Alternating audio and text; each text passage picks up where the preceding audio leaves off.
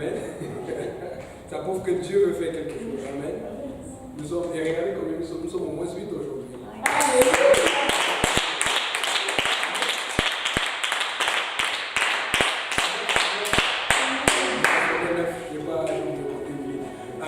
En plus, Dieu est merveilleux. Il y a au moins, je ne vais pas te nommer, mais il y a au moins 3 personnes qui ont fait le partir aujourd'hui. Donc c'est pour dire que le diable est en train de travailler, mais Dieu travaille encore plus. Amen.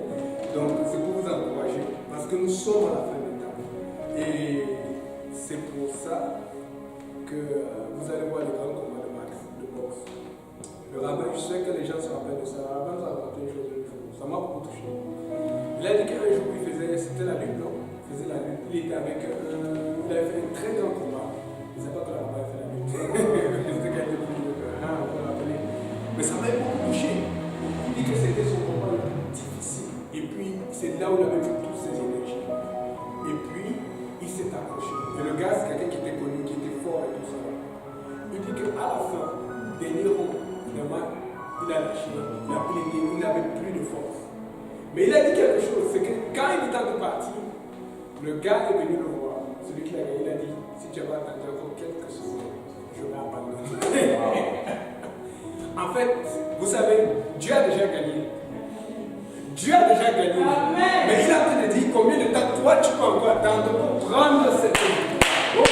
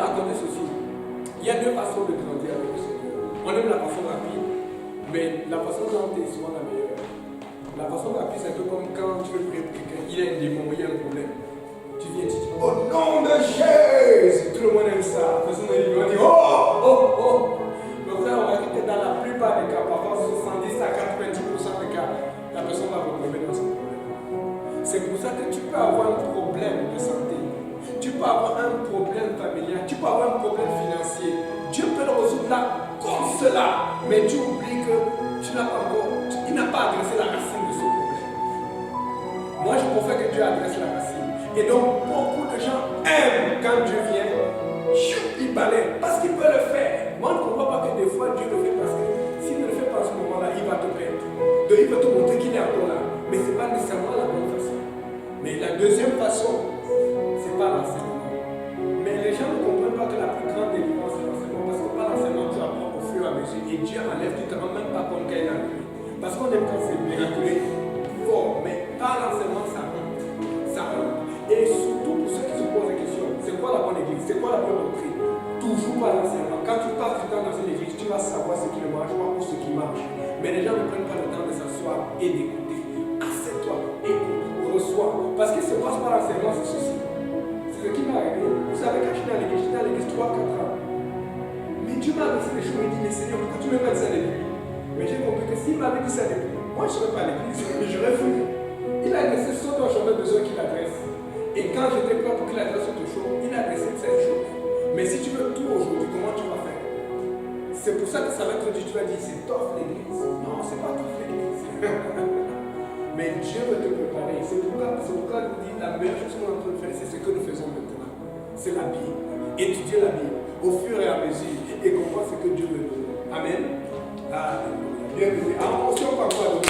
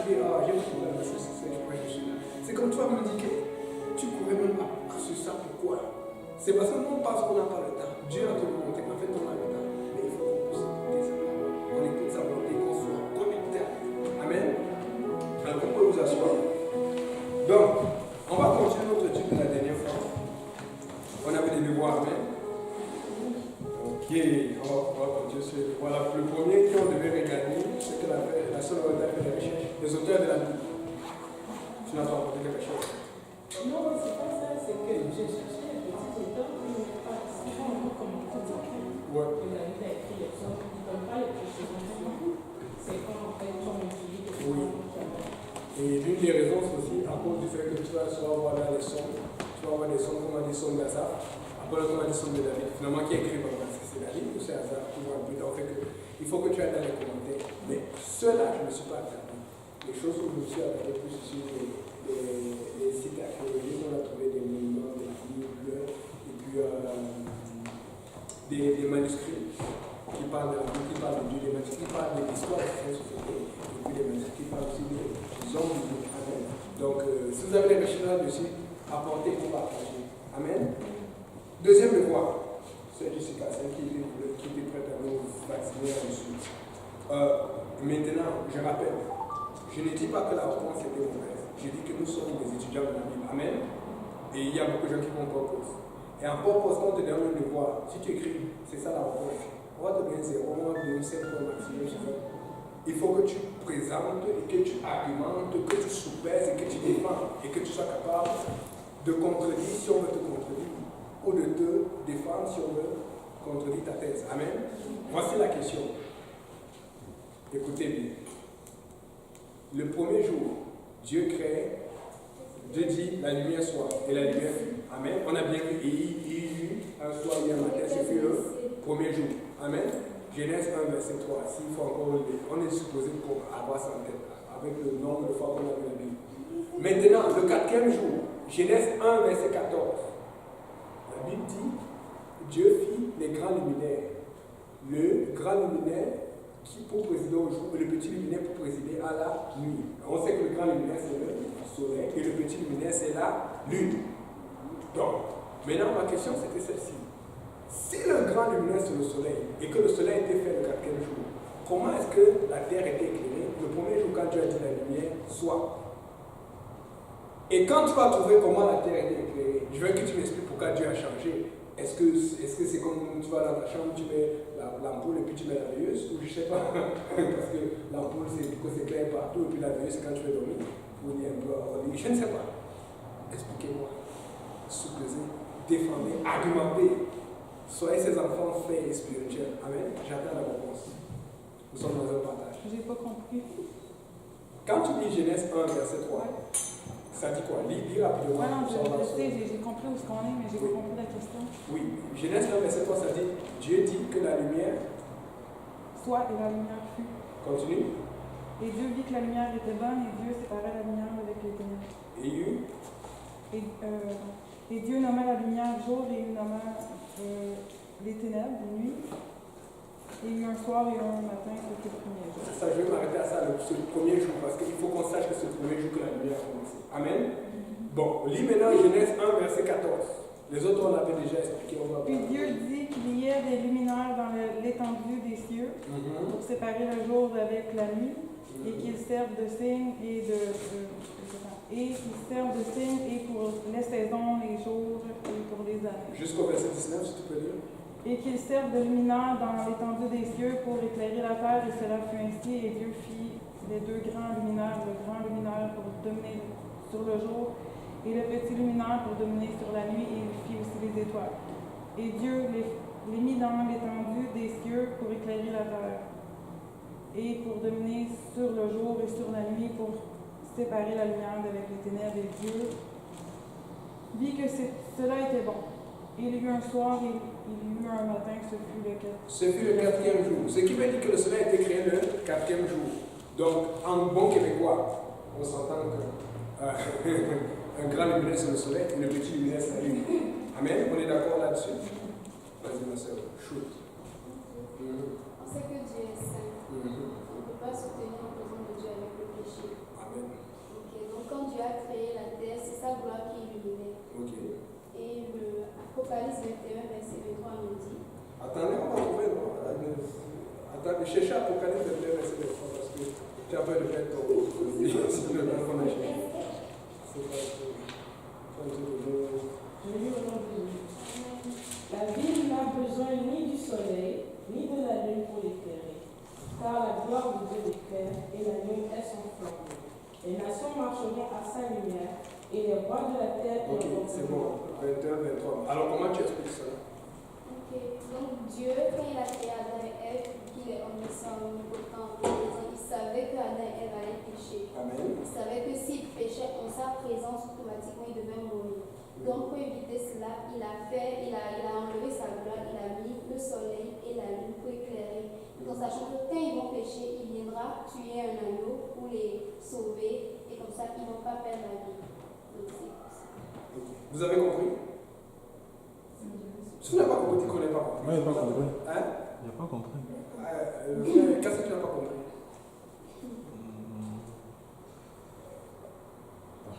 Tu n'as pas tout compris. On est là, on est à quoi? Ok, on a dit quand Dieu a créé la terre, c'est sa gloire qui illuminait la terre. Amen. Ça, c'est bon. C'est sa gloire qui illuminait la terre. Ok. Ok. Donc quand il a créé Adam et Ève, il savait qu'ils allaient pécher à un moment donné. Parce que Dieu est omniscient, omnipotent, tout. Voilà. Et on sait que quand tu es dans la présence de Dieu, tu peux pas pécher, parce que quand tu pêches dans la présence de Dieu, tu meurs automatiquement. Même à Moïse, Dieu a dit à Moïse, personne ne peut voir ma gloire, personne ne peut voir ma face. Donc, si déjà tu ne peux pas voir la face de Dieu, donc étant pécheur, tu ne peux pas venir te tenir dans la présence de Dieu, avec ton péché, tu vas automatiquement mourir.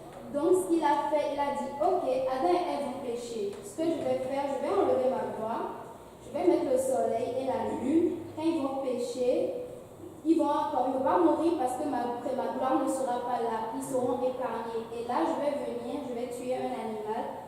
Et avec ce sang, les purifier. Et pour ça, ils auront la vie sauvée. Bon, Bon, c'est Yannick, moi j'ai une question par rapport à ce qu'elle a dit. Oui.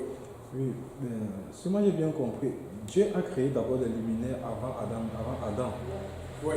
Le soleil. Le soleil était là, mais si maintenant c'était la gloire de Dieu qui illuminait la terre, qu'est-ce que le soleil faisait? Parce que c'était comme le soleil était voilà, là. ok, je vais réexpliquer, tu vas bien comprendre maintenant. La raison pour laquelle la sœur Jessica, avec raison, a utilisé le verset 23 du chapitre 21 de l'Apocalypse, c'est pour ceci.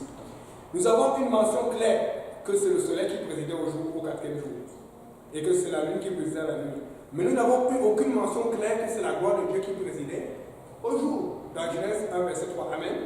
Maintenant, c'est pour ça que nous sommes étudiants de la Bible.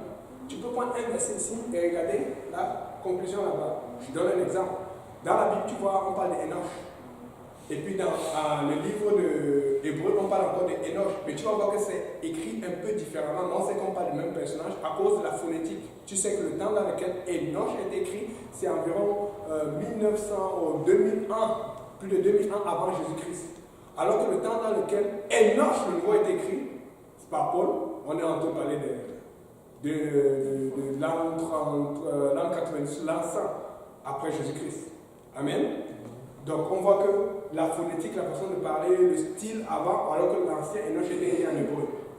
Le nouveau est écrit en grec, il y a le grec ionique, le grec attique, il y a beaucoup de versions de grec. Donc maintenant, ce qui fait que quand on utilise cela, on pourrait savoir, plus que l'homme a péché, il y a quelque chose qui est rentré qui ne devait pas être là. Le péché est venu tout gâter. Amen. Un exemple que je donne souvent que les gens n'aiment pas, c'est comme on était tous nus. Ça veut dire que si on n'a pas péché, on se rend fait maintenant tous nus. Vous voyez comment c'est bizarre? C'est pour dire que le péché est mauvais, ça gâte tout. Maintenant tu es obligé de te cacher parce que c'est comme ça. Mais c'est ce que le péché fait. Il ne faut pas aimer le péché. Vous voyez comment ça va bien? Bon, maintenant, quand tu parles d'Apocalypse, tu essaies de voir comment les choses seront. Parce que Dieu essaie toujours de revenir à sa volonté. Mais quel était le plan de Dieu au départ? La Bible dit que la ville n'a pas besoin ni de la lune, ni du soleil. Mais avant que Dieu ne crée la lune et le soleil, la terre n'avait besoin ni de lune et ni du soleil. Mais allons dit, car la gloire de Dieu l'éclaire. Alors si tu comprends que la gloire de Dieu éclaire dans la ville sainte, qui sera la ville des saints, la gloire de Dieu aussi éclairée.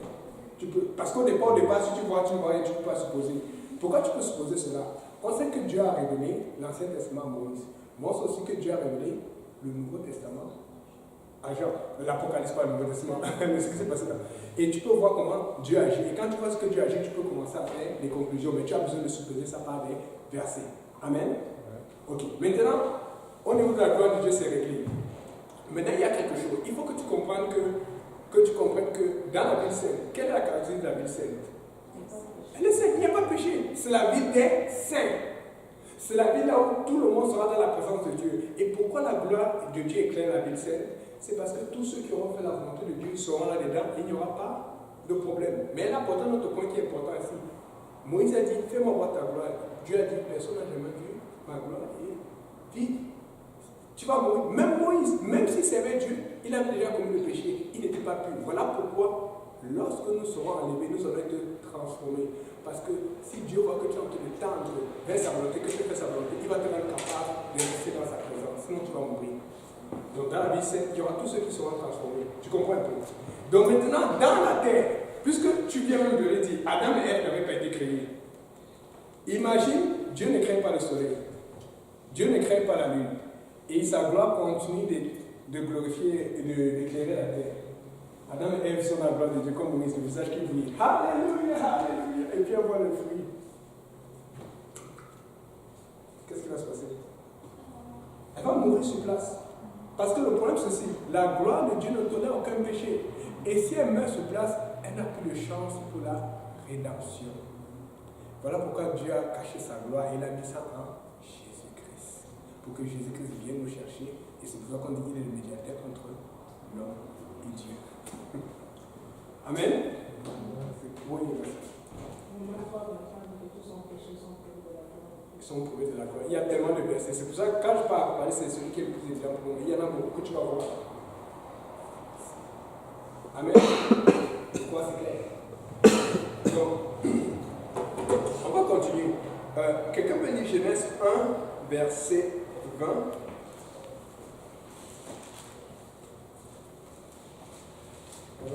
Je vais tirer mon tableau. Comme la dernière fois.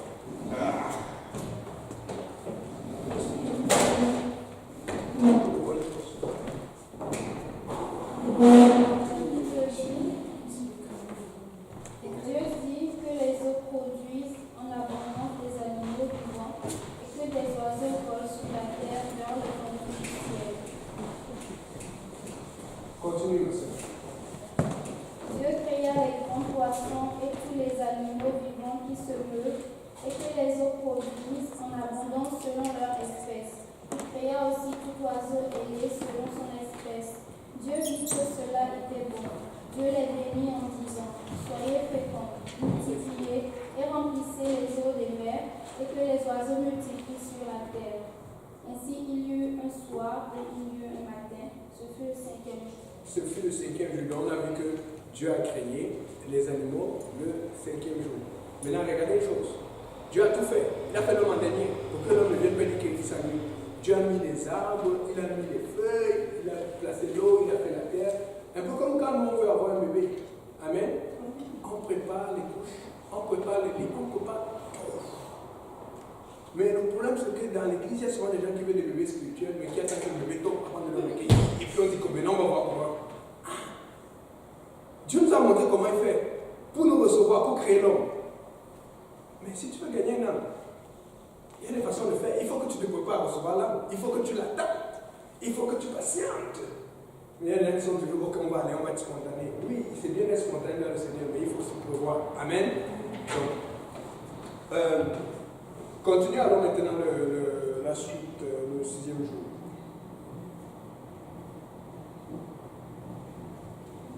Ouais, continue la suite, s'il te plaît. Tu étais à 24 ou 20? Ouais, continue. Dieu dit que la terre produit des animaux vivants selon leur espèce, du bétail, des reptiles et des animaux terrestres selon leur espèce. Et cela fut ainsi. Dieu fit les animaux de la terre selon leur espèce, le bétail selon son espèce, et tous les reptiles de la terre selon leur espèce. Dieu vit que cela était bon. Puis Dieu dit, faisons l'homme à notre image, selon notre ressemblance, et qu'il domine sur les poissons de la mer, sur les oiseaux du ciel, sur le bétail, sur toute la terre, et sur tous les reptiles qui rampent sur la terre. Dieu créa l'homme à son image, il le créa à l'image de Dieu, il créa l'homme et la femme. Amen. Donc ça c'est le fameux verset là où beaucoup de trinitaires s'attardent pour dire que c'est le Père, le Fils et le Saint-Esprit qui parlent. Mais on sait que c'est Dieu. Amen. Et on va essayer de l'expliquer tout à on va l'expliquer. Maintenant, Dieu dit, faisons l'homme à notre image, selon notre ressemblance, et qui domine sur les poissons de la mer, et sur les oiseaux du ciel, sur le bétail, et sur toute la terre, sur tous les reptiles qui rampent sur la terre. Dieu nous a créés pour dominer. Amen. Ça nous appartient à la terre. Donc, fait que quand Adam a péché, il a perdu sa domination. C'est pour ça que lorsque tu te réconcilies avec Dieu, tu reprends le contrôle sur ta vie. Et progressivement, tu récupères ta domination. C'est pour ça que le diable, il ne faut pas avoir peur du diable.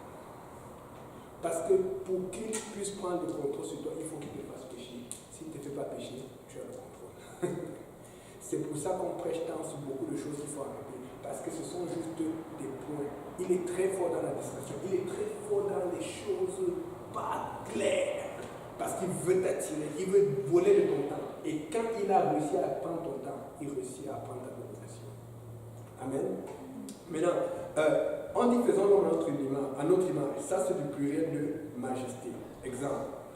Je rencontre le frère Jeff la première fois en route. Je dis, monsieur Jeff, comment allez-vous? Est-ce que Jeff, c'est plusieurs personnes? C'est Jeff. Mais pourquoi je dis, monsieur Jeff, comment allez-vous? Par respect, parce qu'on nous apprend les bonnes manières. Je me ramène. À part ceux qui, quand tu es en boîte, tu dis, oui, toi, ça va. Tu vois, tout le monde dit, toi, ça va. Bon. Maintenant, par respect, je le vous vois. Mais le vous voyez, c'est comme si je le prenais pour une majesté, pour quelqu'un d'important. Il est important. Amen. C'est l'enfant du Seigneur. La même chose se passe en Angleterre. La reine d'Angleterre, lorsqu'elle veut parler à quelqu'un, lorsqu'elle veut aller au Canada, elle dit nous allons au Canada. Lorsqu'elle veut manger, elle dit nous avons faim. Autre chose, lorsque tu te parles à toi-même, ça ne t'arrive pas de dire voyons voir. De discuter avec ton conscient. Vous allez voir aussi qu'il y a 3 autres endroits là où on voit Dieu utiliser ce pluriel. Il a dit empêchons l'homme de s'approcher de l'arbre. Et un autre endroit, il dit, Genèse 11, il dit descendons et divisons le langage de l'homme. Mais regardez, à chaque fois que Dieu utilise ce langage, la verset qui suit la Bible dit Dieu créa, Dieu chassa l'homme du jardin, Dieu divisa. Maintenant, tu vas voir que dans le langage, n'oubliez pas, vous vous rappelez la philosophie, vous vous rappelez le langage tu peux utiliser beaucoup, le style métaphorique, le style simple, le style compliqué, l'anecdote, tu peux utiliser beaucoup de styles. Mais dans l'action, tu dois faire attention parce que quand tu es en train de faire une narration, tu dois clarifier les faits, sinon tu vas confondre les gens. C'est pour ça qu'on dit si quelqu'un lutte contre plusieurs personnes, on va dire plusieurs personnes, mais si on dit que quelqu'un lutte contre une personne, il faut qu'on clarifie c'est une personne, sinon on ne va pas savoir. Amen. Il faut que dans la nation, sinon tu vas voir que les livres les plus importants, ce sont les narrations qui sont les plus clarifiées. Même dans le film, tu veux que ce soit clair, tu n'aimes pas les choses qui sont comme tout fluide, tu veux comprendre ce qui se passe. Amen. Donc, maintenant, autre chose. Lisons Philippiens 1, verset 11.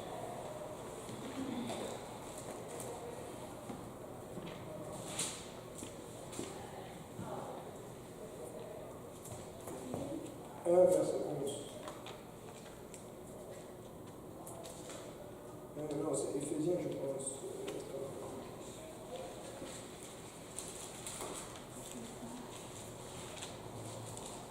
Éphésiens 1, verset 11, pardon. En lui, nous sommes aussi devenus héritiers, ayant été prédestinés suivant la résolution de celui qui opère toutes choses d'après le conseil de sa volonté. Ici, on parle de Dieu. On dit que Dieu opère toutes choses d'après le conseil de sa volonté. Ce qui veut dire que Dieu prend conseil à lui-même. Maintenant, lorsque tu réfléchis, combien de fois ça arrivé que tu es en train de te parler à toi-même et puis tu finis par faire ce que tu voulais, mais tu finis aussi par ne pas faire ce que tu voulais. Amen. Mais tu parles à ton subconscient. Mais est-ce que tu es 2 personnes? Non, parce que tu es fait de chair, corps, âme et esprit. Amen. Mais quand tu parles avec toi-même, c'est parce que tu vas résoudre quelque chose. C'est parce que tu veux faire quelque chose d'important. Et comprenez que Dieu change de langage pour créer tout sur la terre. Il a seulement dit que la lumière soit, que la terre produise, que les eaux produisent. Mais lorsqu'il choisit, il s'agissait de l'homme. Il n'a pas dit que la terre produise, il aurait pu faire. Il a dit, faisons l'homme à notre image. Pourquoi? Parce qu'il a fait quelque chose d'important. Et il a dit notre image, parce qu'il n'y a qu'une seule image. Il n'a pas dit nos images. Si ce Dieu, donc, les Trinitaires parlent, il était 3 personnes. on allait dire faisons-nous à nos images.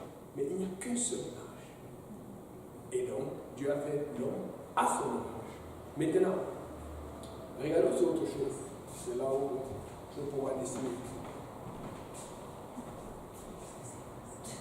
On va voir ça si c'est facile. Mettons que ça, c'est la terre. Amen. Je vois quelques versets ici là. Genèse 1, verset 20. Quelqu'un lit Genèse 1, verset 20.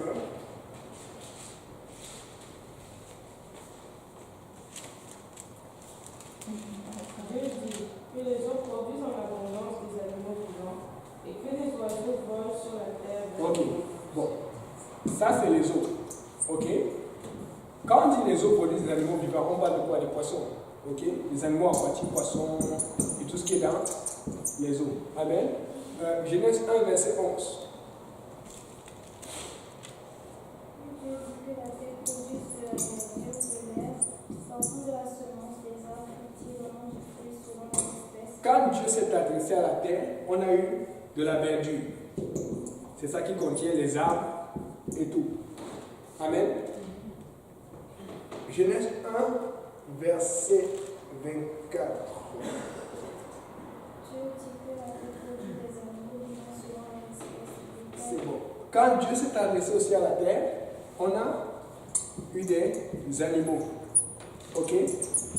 Bon, là on a vu que la terre, quand Dieu s'adresse à la terre, on a la verdure des animaux. Quand Dieu s'adresse aux eaux, on a les poissons et tout ce qui est dans l'eau. Amen.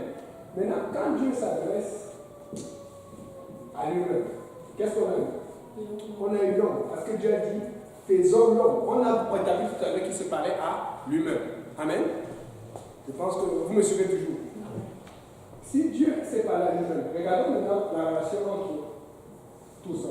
Il n'y a qu'un seul Dieu. Amen. C'est juste pour faire une illustration. Si tu enlèves la verdure des arbres ou les animaux et tu les mets dans l'eau, est-ce qu'ils vont vivre? Non. Si tu prends les poissons, tu les mets sur la terre, est-ce qu'ils vont vivre? Bon, on dit qu'il faut faire attention au requin parce que même quand on a vu des cas, il va laisser sa bouche pendant 1 ou 2 semaines, il va avoir une dernière personne avant de partir, mais à un moment il va mourir tout l'eau. Et même pas ça. En général, il est mort, mais c'est juste qu'il y a un certain réflexe qui gagne là juste parce que pour montrer son côté bagarreur. D'accord, il m'évite un certain ne joue pas avec lui. Maintenant, donc on voit quelque chose ici. Maintenant, autre chose. La verdure. Les plantes, là, s'ils sont dans la terre, les animaux, ils trouvent leur nourriture sur la terre. Pareil aussi pour les poissons, parce que c'est là l'élément de vie. C'est-à-dire que pour grandir, pour s'émanciper, pour évoluer, pour réussir, il faut que ce que Dieu a sorti de là où il a prononcé reste totalement lié, aussi longtemps qu'il vit. Amen. Pareil pour les poissons. Mais ça doit être la même chose pour l'homme. Pour que l'homme grandisse, pour que l'homme s'émancipe, pour que l'homme réussisse, pour que l'homme atteigne son but, il doit rester connecté à Dieu aussi longtemps qu'il vivra. Voilà pourquoi on dit souvent que les gens sont morts. Quand on dit sont morts, ce n'est pas morts physiquement, c'est qu'ils sont morts spirituellement parce qu'il n'y a plus aucune connexion à Dieu. Amen. Nous devons réveiller ce peuple pour le Seigneur. Il y a Maintenant, un esprit déconnecté qui dit. hein? Il y a une église qui dit l'esprit déconnecté. Il appelle ça comme ça, c'est la même chose que ce qu'il faut. Voilà. Donc, nous sommes vivants, amen. Et si nous sommes vivants, il faut qu'il y ait la vie en nous. Mais le problème, c'est que nous ne pouvons pas être vivants juste pour nous, nous devons être aussi vivants pour les autres. Il faut qu'on nous montre cet exemple. Voilà pourquoi Dieu va toujours nous exposer pour que nous soyons un témoignage vivant, pas un témoignage mort. Et c'est pour ça que c'est difficile, parce que Dieu veut nous utiliser, mais non. Seigneur, j'ai tel projet, mais Dieu a aussi un projet avec toi. Amen. C'est très important. Il n'y a qu'un seul Dieu. Maintenant, autre chose, souvent vous commentez parce que comprenez ceci. Il y a même des Trinitaires qui ne savent pas ce que c'est que la Trinité. Quand je demande d'expliquer, ils ont du mal à expliquer. Mais la plupart des Trinitaires s'accordent sur cette définition. L'ancienne définition, d'abord c'est une doctrine qui a évolué. L'ancienne définition de la Trinité disait ceci, qu'il y a 3 personnes séparées en Dieu. C'est-à-dire que séparées, il y a 1, 2, 3 ici là. Mais après ils ont évolué, ils ont dit, mais il y a 3 personnes distinctes. La raison pour laquelle ils ont dit qu'il y a 3 personnes distinctes beaucoup plus tard, c'est parce qu'ils ne pouvaient pas expliquer, si on voit le corps de Jésus-Christ, et tout le monde, il y a des témoignages que Jésus-Christ a vécu, il a marché sur terre. Où sont le corps du Père, où sont le corps du Saint-Esprit? Et là, quand ils apportent maintenant la distinction et non la séparation, ils veulent apporter le fait qu'il y aurait un esprit, une conscience du Père, qui est différente de la conscience du Saint-Esprit, qui est différente de la conscience du Fils. Écoutez, l'esprit qui était et qui est en Jésus-Christ, c'est l'esprit de Dieu tout court. Il n'y a pas Jésus avec un esprit qui parle au Père, qui a un esprit et qui parle au Saint-Esprit. Le Saint-Esprit, c'est Dieu. Et l'Esprit de Dieu habite en Jésus-Christ. Quand on parle du Père, on parle de notre relation avec celui qui nous a créés, avec notre Créateur. Quand on parle du Fils, on parle de notre relation avec notre Rédempteur. Parce que l'Esprit ne peut pas mourir pour toi, mais la chair peut mourir pour toi. Et il était un exemple de comment nous, on doit vivre notre chair. Amen. Quand on parle du Saint-Esprit, on parle du Consolateur parce que tu as besoin de l'Esprit pour être édifié. De l'Esprit de Dieu pour marcher comme Christ marchait. On a vu dans la loi, comme ils ont suivi Moïse, il y avait 613 lois. C'était beaucoup, mais avec la loi, ça n'a pas marché. Mais aujourd'hui, la loi de Dieu vient directement dans ton cœur par le Saint-Esprit. Avec ça, ça fonctionne. Comme ça, quand tu es au travail, quand tu es n'importe où, tu n'as pas nécessairement toujours ta Bible ou l'occasion de lire, mais Dieu peut parler à l'intérieur de toi pour te dire quoi faire. Amen. Il n'y a qu'un seul Dieu. Autre chose que j'ai aussi vérifié récemment, cette année, c'est parce que beaucoup de gens, ils disent, les Trinitaires toujours, que Dieu, c'est trois personnes. Donc, fait que ça ferait, c'est le Père, le Fils et le Saint-Esprit qui parlent en même temps. C'est ce qu'on comprend, puisque la Bible dit que Dieu dit, faisons l'homme à notre image. Si c'est Dieu qui dit, ce sont les trois personnes qui sont en train de dire. Maintenant, il y a deux problèmes. Si trois personnes disent, faisons l'homme à notre image, il faut nécessairement qu'ils parlent à quelqu'un. Parce qu'on a Dieu qui dit, il s'adresse à quelqu'un. Nous, on dit qu'il s'adresse à nous-mêmes. Tu ne peux pas dire qu'il s'adresse entre eux parce qu'ils sont trois personnes. Ça ne comprend pas. Comment il peut dire faisons l'homme à notre image et après on dit Dieu créa. Il n'y a qu'un seul qui crée. Ça devient la confusion. Donc c'est comme s'il y avait une quatrième personne. Quelle est cette quatrième personne? Maintenant, autre chose.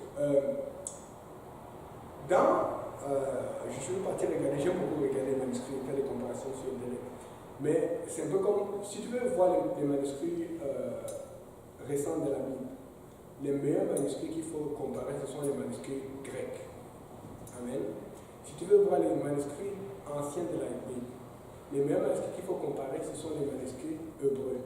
Mais le problème, c'est que les manuscrits hébreux sont difficiles à comprendre. Vous savez que l'hébreu se lit dans l'ancien, dans le sens contraire. Alors, un des traducteurs les plus populaires, qui a plus ou moins bien traduit l'Ancien Testament, c'est pas nécessairement la Septante, parce que même dans la Septante, il y a des points là où les gens s'entendent. Je sais que vous avez entendu parler de la Septante en grec, mais un des traducteurs qui a bien traduit et qui est parti consulter les rabbins et qui est le plus proche, d'après ce que même l'histoire et beaucoup de gens et beaucoup d'églises s'accordent dessus, beaucoup de théologiens, c'était Jérôme qui a traduit en latin. Maintenant, quand tu vas en latin et que tu regardes cette phrase, la Genèse 1,26. En latin, Dieu c'est Deus. Mais dans 1,26, il n'y a pas Deus. Il y a quelque chose, c'est qu'il dit et il dit. Mais eux, quand ils ont traduit en français, ils ont dit et Dieu dit. Maintenant, il faut comprendre qu'en latin, le it là, qui veut dire il, c'est pour dire que c'est un singulier de singulier qui est impossible. C'est le il vraiment de la troisième personne du singulier. Donc, pour une raison que je ne connais pas, quelqu'un peut faire enlever le il qui est écrit là-bas pour mettre Deus. Comme ça, ils peuvent apporter leur théorie que c'est ce Dieu qui est composé de trois personnes qui sont en train de parler. Mais quand tu regardes le il qui est écrit là, ce qui veut dire il, pas le il de la troisième personne du pluriel, mais le il de la troisième personne du singulier, ça montre qu'il n'y a qu'une seule personne qui parle. Parce que le latin ne fait pas. Le latin, c'est un peu. Il y a des ressemblances avec le grec et l'allemand dans le fait qu'il y a les déclinaisons. Vous savez que c'est tellement. Vous savez pour un mot, par exemple, tu peux voir le mot Dieu. Souvent, on a tendance à finir avec S, c'est pas toujours S. Dans une phrase, ça peut être OU, dans une autre phrase, ça peut être OU si tu veux parler de Dieu, ou OU si tu veux parler de Dieu. Il y a ce qu'on appelle le génitif, l'accusatif, tout ça là, le datif, c'est plein. Ce qui veut dire que quand tu écris un mot, c'est pas comme quand tu dis il en français. Parfois, si tu ne lis pas, tu vas penser que c'est il singulier ou c'est il pluriel. Non, en grec, c'est pas comme ça. Ni en latin. Si tu écris un mot, c'est vraiment soit ça va directement être singulier ou pluriel et ça va directement être soit adjectif, soit pronominal, soit. C'est clair. C'est pour ça qu'il y a beaucoup d'écriture, c'est pour ça que c'est vaste, mais souvent ça devient lourd. On va avoir des langages plus grands comme le français, que nous avons bien, mais souvent aussi on peut perdre certaines choses de l'Ancien Testament. Amen. Pourquoi ils disent qu'il est assis à la droite de Dieu. Bon. Pourquoi? Première chose, est-ce qu'on est d'accord que Dieu est... On va je vais faire une parenthèse là-dessus rapide, mais normalement ça fait partie de l'étude. On a une étude là-dessus, c'est la leçon 7. Première chose, il faut que tu promènes d'être là à toutes les études, parce qu'on a une étude, on parle juste de ça. Par exemple, quand Jésus prie au Père, pourquoi il prie au Père?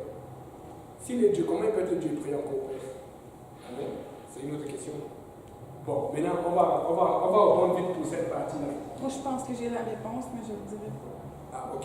Ben, je peux le dire, mais j'ai peur de déranger. Ah, je pense ok. que Jésus a montré l'exemple de comment devenir le fils d'adoption, parce que c'est ça qu'on... Pour aller à l'enlèvement, il faut que tu fasses exactement ce que Jésus a fait, il faut que tu reçoives le Saint-Esprit, là tu vas être sauvé, puis là tu deviens tu fais partie du royaume qui est ailleurs, qui est trop loin, qu'on ne peut pas voir comme ça, mais que Dieu, selon moi, c'est ce que je me trompe là, hein, Dieu, il est une personne, ok? Première chose. Jésus aussi, c'est une personne. Première chose qu'il faut faire, qu'on veut faire dans cette étude, c'est qu'on n'est pas contre que chacun donne son avis. Mais la première chose qu'on va faire, c'est que chaque fois que tu donnes ton avis, essaie de s'opposer avec un verset biblique. Parce que ça fait beaucoup plus étude. Parce que nous sommes des étudiants. Ça va être plus facile de convaincre tout le monde. Mais c'est parce que si Jésus est assis à la droite de Dieu, dans le fond, il ne dit pas c'est qui. Dieu, c'est. Jésus est venu ici, il était une personne, ok? Si ok, il est ressuscité, il est allé s'asseoir à la droite, Dieu, il était qui? Ils n'ont pas dit c'était qui? Dieu, c'était-tu? On ne l'a pas vu en chair. Mais Dieu, on ne peut pas savoir. Dieu est esprit. Ouais, ça c'est vrai, ça c'est un autre verset. Bon, maintenant, que... promets-nous de rester jusqu'à la leçon 5. On va tout expliquer ça. On va faire juste une étude là-dessus. Amen. Ouais, ça. Je promets, on va faire juste une étude là-dessus. Ouais. On parle de l'unicité. Ça va être clair. Continuons maintenant. Là, la Bible dit à Genèse 1, verset 27 que et Dieu. Quelqu'un peut dire? Et Dieu créa l'homme à son image, il le créa à l'image de Dieu, et il le créa mâle et femelle. Et il les créa mâle et femelle. Amen. Et c'est là où l'homme a commencé. C'est là où notre arrière, je ne sais pas, la exponentielle combien, grand-père Adam a commencé. Amen. Bon, on va alors voir alors qu'est-ce que Dieu leur a dit, comment est-ce que ça a commencé au départ. Alors on dit Genèse chapitre 2, versets 8 et 9. Puis l'Éternel Dieu planta un jardin en Éden, du côté de l'Orient, au milieu de l'homme qu'il avait formé. L'Éternel Dieu fit pousser du sol des arbres de toute espèce agréable à voir et bon à manger, et l'arbre de la vie au milieu du jardin, et l'arbre de la connaissance du bien et du mal. Ok. Question pour c'est que les anciens vont tous trouver ça là. Question peut-être pour Christine. Christine, quand tu lis le chapitre de Genèse 2, versets 8 et 9, il y avait combien d'arbres au milieu du jardin? Attention, elle fait ça quand on a commencé l'étude auparavant. Il y avait plusieurs arbres, mais il y avait l'arbre de la vie au milieu. Il y avait combien d'arbres? Et l'arbre de la connaissance et du bien et du mal. Ça fait combien d'arbres? Ça fait toutes sortes d'arbres plus deux autres. Ça veut dire qu'il y en avait un minimum deux. Au milieu du jardin. Ouais. Amen. Ça, c'est la bonne question. Et ça, c'est quelque chose qui m'a beaucoup dérangé pendant longtemps. Vous savez, moi, je pensais toujours, je me rappelle toujours le jour où le pasteur nous avait dit qu'il nous a posé la question, il y avait combien d'arbres au milieu du jardin? C'était, on habitait au 10 369 de l'hôtel de Chameau. C'est là où ça tout a commencé. C'est là où j'ai le plus de persécutions, que ce soit de la famille et tout. Donc, que l'adresse me reste encore, je connais la rue, pour moi, arriver là où il y a les sauts, j'ai le plus de témoignages. C'est dans ce coin-là que j'avais commencé à parler avec le pasteur, puis j'avais reçu à l'église. C'est là où tout a commencé. Mais est-ce que je savais que plus tard, c'est là où on allait vivre les roches, les pieds, les milliers et tout ça là. Le coin de Pinot là, c'est un coin. Il y a plein de potentiel là-bas. Donc, maintenant, il nous avait posé cela, je crois qu'on était avec Pasteur Lionel et tout ça à la maison. On a sauté, on a dit, il y a un! On était contents. Il dit non. Il disait bien. On y met. Après, quand on se rend compte que et l'arbre de la connaissance du bien et du mal. Mais ce qui est bizarre, c'est que lorsque tu lis ce verset, quel est le premier arbre qui est cité? L'arbre de la vie. Mais tout le monde connaît seulement la connaissance du bien et du mal. Mais des fois, il faut que ça nous arrive. Pourquoi c'est toujours plus facile de connaître ce qui est mauvais que de connaître ce qui est bon? C'est parce qu'il y a un esprit en arrière. Pourquoi c'est toujours plus facile de pécher que de faire le bien? Vous voyez qu'il fait chaud le soir. Tu sors là, mais c'est comme si. Mais on est en hiver, c'est pas seulement un changement de foi. C'est dans l'environnement, c'est grave. Là, maintenant, tu es obligé de recommencer à parler en langue comme avant. Et tu comprends pourquoi parfois le foie dure. Parce que là, c'est finalement c'est une protection. Et pour les yeux, et pour le corps. Mais tu sors, tu es en train de penser comment l'étude tu vas faire. Oh, tu vas te sanctifier. C'est tellement facile de faire le mal. Et tu pries toute la journée, tu pries même la nuit. Tu sors. Tu peux quand même. Non, lâche-moi. Il ne va pas te lâcher. Voilà pourquoi il faut se tenir. Il faut se tenir. Et c'est pour ça qu'il faut aller à l'église. Et c'est pour ça qu'il faut prier. Parce que quand tu arrêtes cela, sans te rendre compte, tu commences à avoir des petits réflexes, des clins d'œil que tu faisais pas. Ça va, toi. Amen.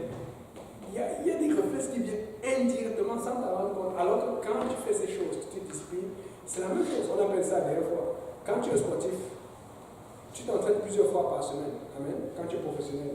Mais il y a des fois, tu t'entraînes, c'est comme si tu te ressens rien. Mais là, commence à battre 2 ou 3 entraînements. Tu vas commencer à le ressentir avec le temps. C'est parce que tu as déjà tellement conditionné ton esprit et ton corps que ça commence à devenir une routine. Mais ne sors pas de cette routine. Bien qu'elle est une routine, c'est une routine importante pour ta vie.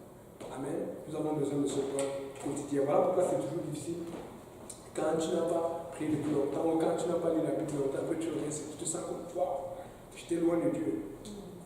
Dieu a créé 2 arbres au milieu du jardin. Et pendant longtemps, il y a toujours ce sentiment dans mon cœur. Je dis, mais Dieu est juste. Et je vous dis sincèrement, je pensais cela. Je dis que si Dieu savait, il savait que l'homme allait finir par manger. Comment tu peux interdire quelque chose? Et c'est ça qui est au milieu du jardin.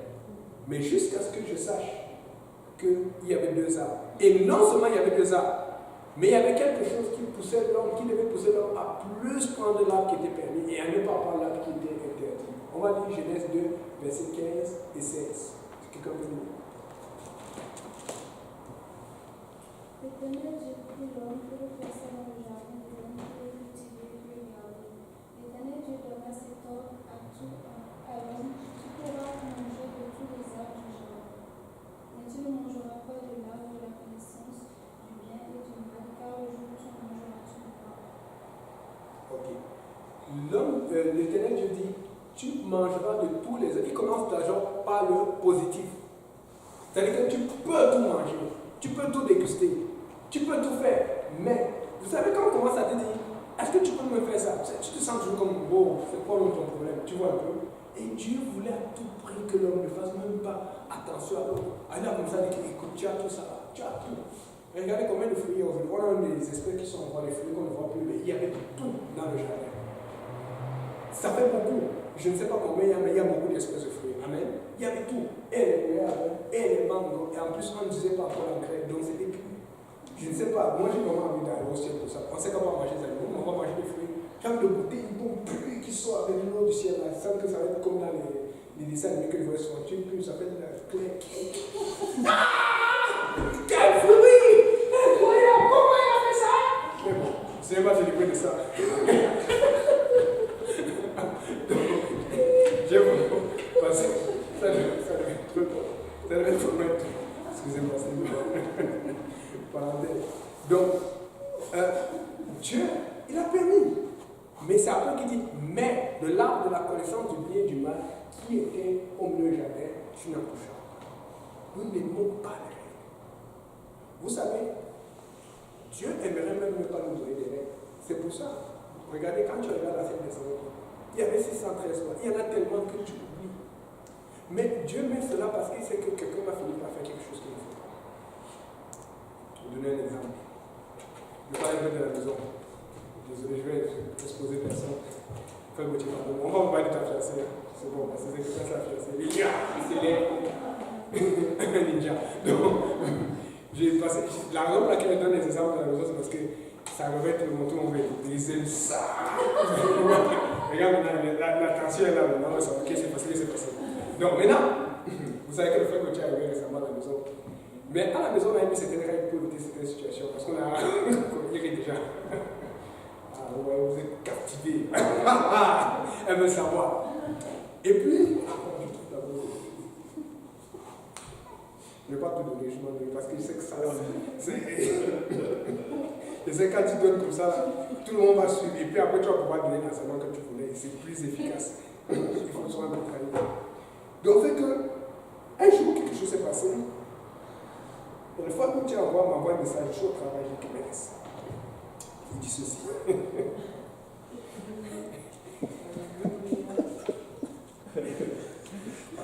C'est pour la gloire du Seigneur.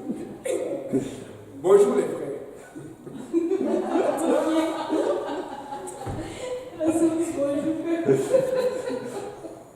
S'il vous plaît,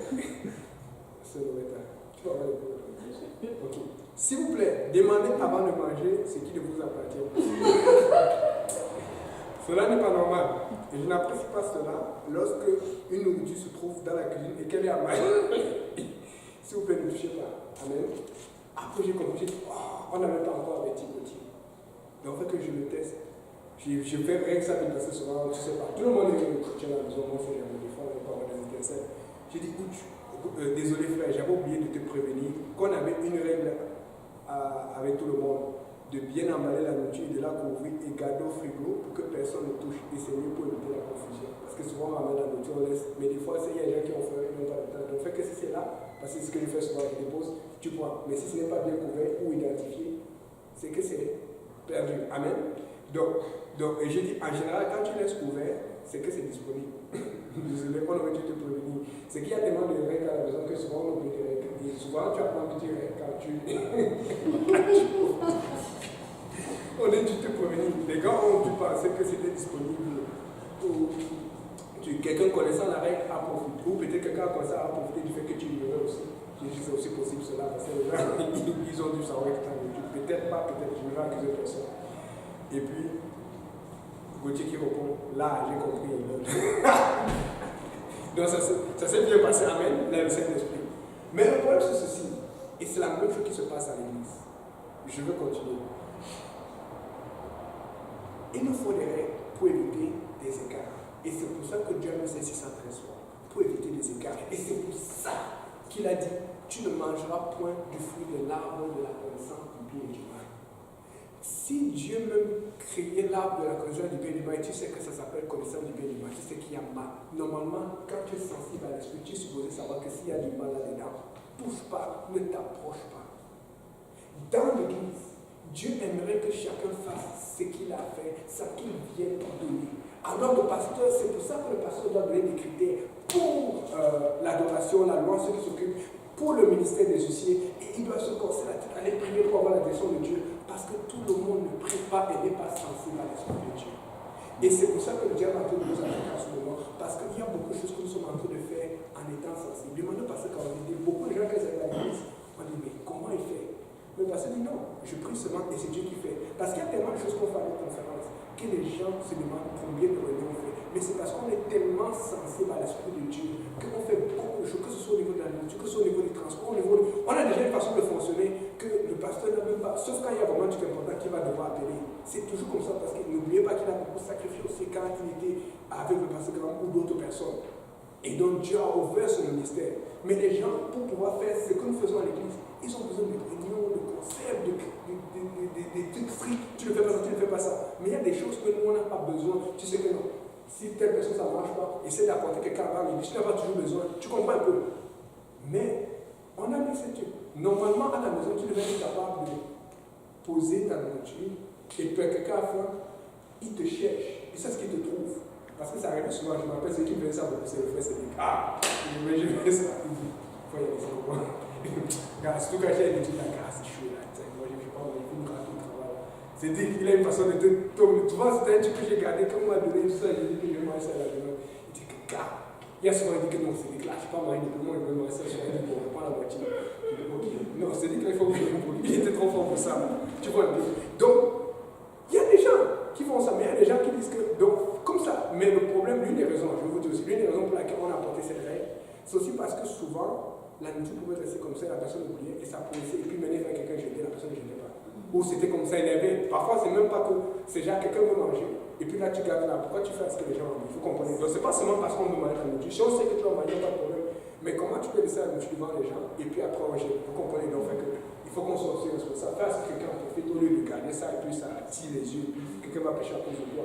On a mis un secret, on a mis un nombre de jours, si tu laisses la nourriture là, ça disparaît. On s'est occupé de ces nettoyages. Donc, vous voyez un peu. Mais normalement, Vous savez, la bonne volonté, la bonne manière, la sensibilité à l'Esprit de Dieu voudrait que chacun fasse ce qui est correct. Tu penses que non, ça c'est à quelqu'un, je dois l'appeler. Ok, bon, ça c'est. Ok, toi aussi, même si on a pris ta nourriture, tu penses que bon, ok, ça j'ai oublié. La prochaine fois, je vais faire attention, je vais écrire mon nom dessus. Vous comprenez un peu? Mais beaucoup de problèmes arrivent parce que, vous savez, les problèmes à l'église, ce n'est pas parce que le diable t'attaque seulement. Il nous épie, il voit quelles sont nos faiblesses. Et il attaque là-dessus.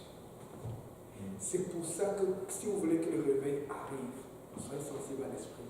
Parce que l'esprit va te diriger comme ça, l'esprit va te diriger comme ça. Mais souvent, quand tu es en train de faire, l'esprit souvent te pousse à sacrifier. Mais quand tu sacrifies, tu vois l'autre qui ne sacrifie pas. Ça te décourage. Non, continue.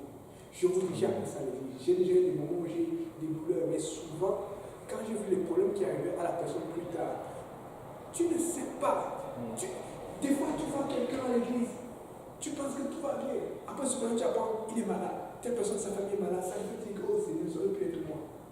Tu ne sais pas. Ne juge jamais. Fais ce que Dieu te dit et ne sois jamais ralenti parce que quelqu'un ne fait pas assez. Et c'est comme ça que le diable nous ralentit. Fais ce que l'esprit te pousse à faire. Ça te pousse à sacrifier. Tu sacrifies. Je vous ai dit que quand c'est difficile, amener ça en prière devant Dieu, Seigneur, regarde. Amen. Et c'est pour ça que le diable nous retient, nous empêche d'être avec de plein potentiel. Moi, je ne sais pas ce qu'on nous sortir de l'église. Qui va partir à l'église, ça c'est ça. Je ne sais pas, c'est fini, c'est trop tard. Et c'est là où le diable est énervé. Il faut que le diable comprenne qu'avec toi, c'est trop tard. Pour moi, c'est fini.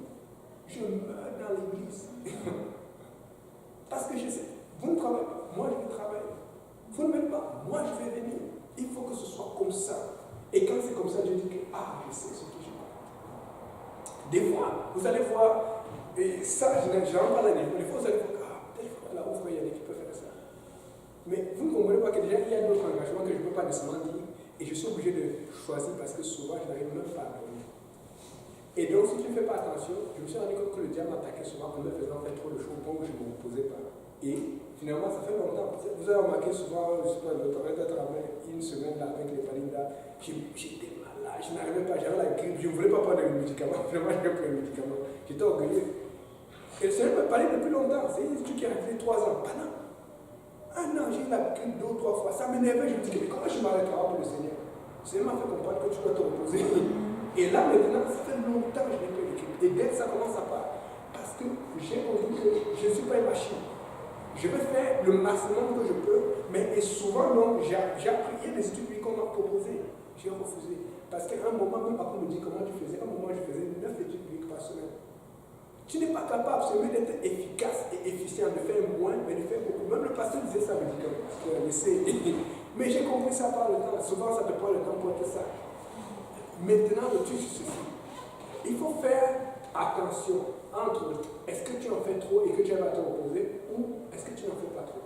Parce que c'est possible que tu es capable de faire quelque chose, mais tu ne fais pas. Parce que tu as encore le temps. Vous savez, je vous dis, avec Dieu, les bénédictions, et si quelqu'un peut retenir ça, avec Dieu, j'insiste là-dessus, avec Dieu, les bénédictions s'accumulent toujours dans l'injustice. Si ce n'est pas injuste, pourquoi il va te donner? Puisqu'il te bénit, il te protège. Tu sais combien de gens de ta famille protègent de la mort des accidents tous les jours? Tu sais combien de choses qu'il fait pour toi? Et c'est pour ça qu'on calcule trop. Apprends à ne pas calculer avec Dieu. Quand tu commences à ne pas calculer avec Dieu, à faire seulement ce qu'il te dit, même si c'est Dieu. C'est comme si Dieu prend un compte. Il prend un compte, et puis à un moment, tu dis, mais Seigneur, waouh! Et il te donne, tu te demandes, il te donne toujours au-delà de ce que tu espérais. Et il te donne au moment où tu ne t'attends même pas. Il ne t'attend même pas. Je dis, il y a des gens, il y a juste que tu ne peux pas parler. Il y a des gens qui ont fait confiance à Dieu cette semaine, la semaine passée. C'est ce que Dieu a fait. Et c'est parce que nous aussi on a vécu cela. Et c'est pour ça que c'est très dur. Tu prends, regardez, on fait l'étude maintenant. Tu vas rentrer, tu dis, je vais prendre l'engagement. Le lendemain, toujours, une tuile qui tombe. Soit c'est au travail, soit c'est à la maison, soit c'est la famille. Toujours comme ça. Et tu te sens comme, mais pourquoi moi? C'est encore quoi? Parce que le diable n'aime pas cela. Le lendemain, si c'est pas un Dieu qui tombe sur toi, tu vois quelque chose, il faut la justice. Parce qu'il y a des choses que le diable a souvent cachées, parce qu'il attend le bon moment. Subitement, quelque chose que tu ne savais pas décrire à l'église, facilement comme ça tu apprends.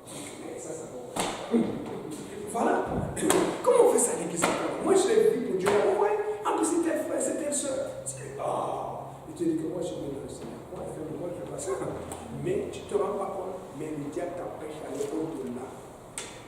En fait, Dieu est en train de chercher des soldats inconditionnels. Tu regardes, si tu es capable, tu fais. Tu ne regardes pas d'abord si tu es capable, mais si l'autre fait, tu te combats. Et c'est ça le problème. Tu vas accumuler avec Dieu, les bénédictions avec Dieu. Fais au-delà. C'est ce qu'on appelle travailler au plein potentiel. Qu'est-ce que tu es capable de faire que tu veux faire? Fais. Ça va te stresser. Ça va t'aider. Ça va te pousser à plus prier. Et tu vas voir le diable va mettre plus d'opposition. Mais nous avons peur de l'opposition. C'est pour ça qu'il faut qu'en même temps que tu le fasses, tu augmentes ta vie. Parce que tu es en train d'ouvrir les portes de l'opposition. Ne faites jamais des choses en comparaison avec les autres. Faites toujours ce que Dieu vous met à cœur de faire. Parce que quand tu fais ce que Dieu te met à cœur, tu deviens comme une équipe.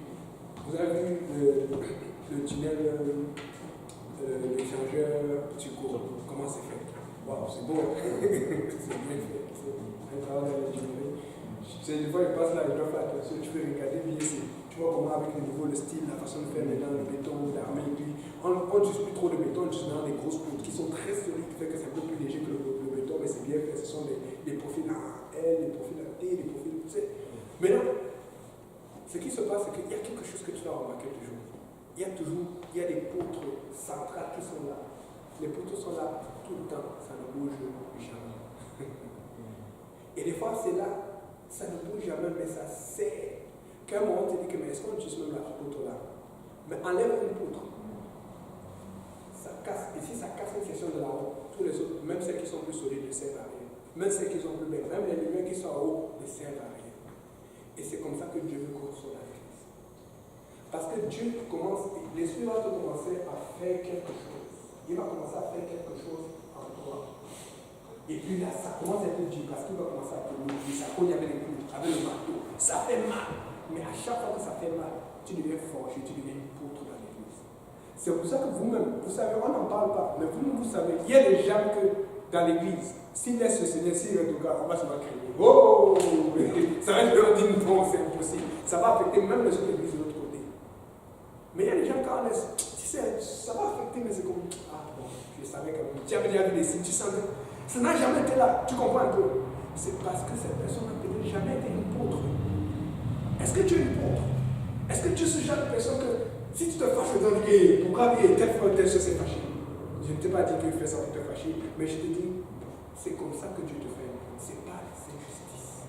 C'est pas les injustices.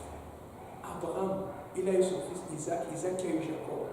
Mais directement au temps de Jacob, qui a eu Joseph, c'est là où Joseph allait en Égypte. Et puis maintenant, Jacob est venu avec 70. Dieu savait déjà.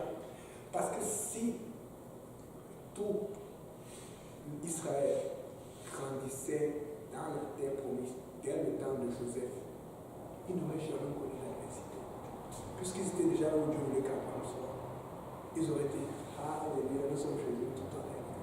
Mais ils ont grandi dans une situation difficile. Ils ont grandi en esclavage, alors qu'il y avait des gens qui mouraient. Et c'est là où ils ont travaillé leur culture, leur façon de faire défendre les autres peuples.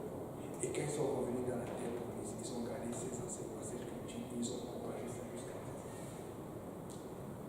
Il y a toujours des justices quelque part. Il y a toujours. Et tu vas voir, quand tu prends quelque chose, tu vas convaincre quelqu'un. Et c'est pour ça, je donne souvent cet exemple. Vous savez, l'esprit de Dieu travaille comme, c'est comme une roue. C'est comme s'il y a plusieurs personnes qui sont habillées. Je dirais, comme ça. Un peu comme quand on danse à l'église, on commence à tourner partout, là, comme des fous là. Il faut seulement laisser l'esprit te diriger. Ouais, il y a plusieurs personnes. Maintenant, pour que la roue tourne et qu'elle soit efficace, il faut qu'il y ait un mouvement, il y a quelque chose qui fasse tourner la roue. Mais maintenant, pour que ce soit efficace, il faut que quand la roue vient ici, là, quand la puissance vient ici, il faut que ça puisse passer tellement. Et si la personne est brisée, ça va passer facilement. Si la personne n'est pas brisée, ça va être difficile. Donc, fait que Dieu va devoir comprendre, ça va être difficile pour passer ici.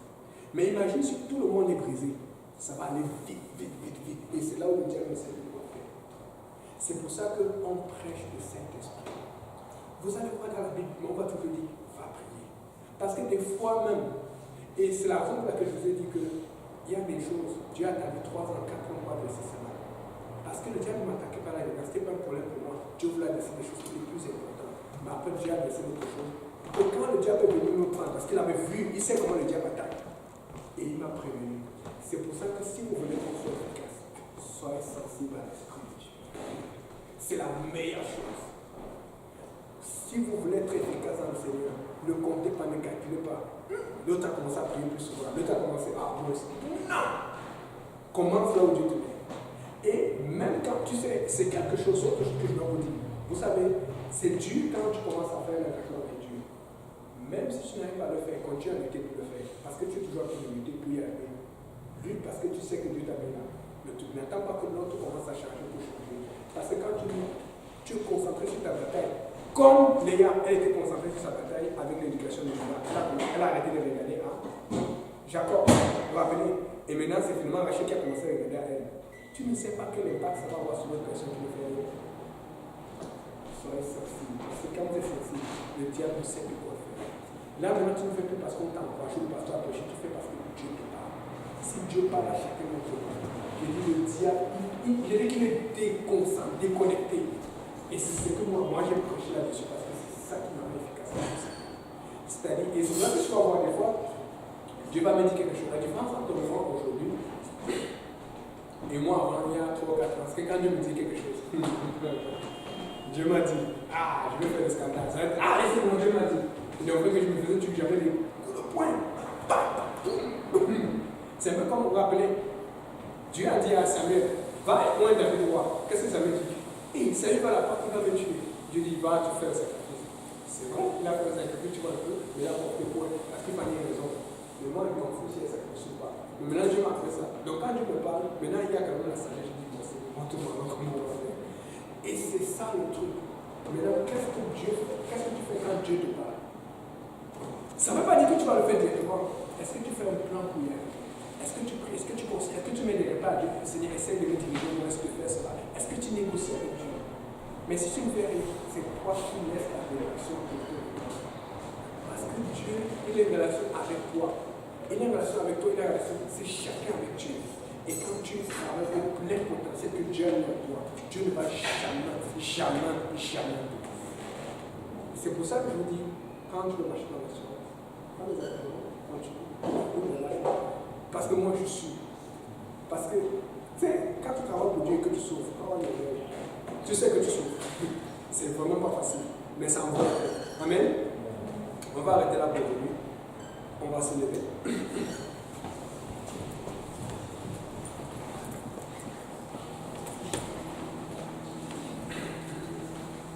On va prier. S'il y a des questions, on va prendre après, par la suite. Seigneur Jésus, merci pour cette étude, merci pour ta grâce, merci pour les choses. Dès le départ de cette étude, nous descendons encore aujourd'hui en ce moment. Papa, nous prions pour être tous sensibles à ton esprit, parce que c'est là l'efficacité du réveil, surtout pour ce peuple qui a été tellement longtemps éloigné de toi. Nous prions maintenant pour que tu bénisses ce repas ainsi que les mecs que nous et que tu bénisses autant de fraternité que nous avons.